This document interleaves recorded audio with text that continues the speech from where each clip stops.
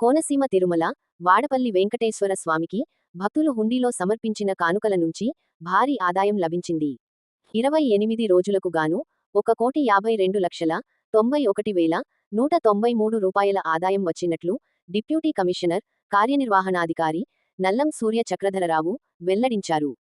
గురువారం శ్రీ వెంకటేశ్వర స్వామివారి, శ్రీ అన్నపూర్ణ విశ్వేశ్వర స్వామివారి ఆలయ ప్రాంగణంలోని ఆలయం బయట ఉన్న హుండీలతో పాటుగా అన్న ప్రసాదం హుండీలను తెరిచి లెక్కించారు.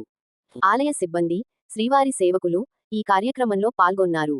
కానుకల లెక్కింపును ఆలయ డిప్యూటీ కమిషనర్ నల్లం సూర్య చక్రధరరావు దగ్గరుండి పరిశీలించారు.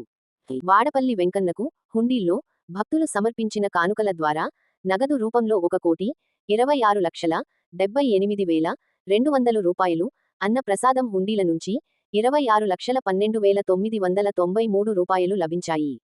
అలాగే భక్తులు సమర్పించిన కానుకల్లో 47 గ్రాముల బంగారం, 1 కేజీ 600 గ్రాముల వెండి లభించాయి. Malaysia, USA, Kuwait, Saudi Arabia, Qatar, Nepal దేశాలకు సంబంధించిన 24 విదేశీ కరెన్సీ నోట్లు లభించాయి. ఈ మొత్తం కార్యక్రమానికి పర్యవేక్షణాధికారిగా మందపల్లి శ్రీ మందేశ్వర స్వామి వారి ఆలయ అసిస్టెంట్ కమిషనర్ సురేష్ బాబు వ్యవహరించారు. తనిఖీదారుగా టీవీఎస్ఆర్ ప్రసాద్ వ్యవహరించారు. ఓం నమో వెంకటేశాయ నమః. ఆత్రేయపురం మండలం వాడపల్లి గ్రామంలో చేస్తున్న శ్రీ వెంకటేశ్వర స్వామి దేవస్థానంలో ఈ రోజున 28 రోజులకు గాను హుండీలు తెరవగా 1,52,91,193 రూపాయలు ఆదాయంగా రావడం జరిగింది.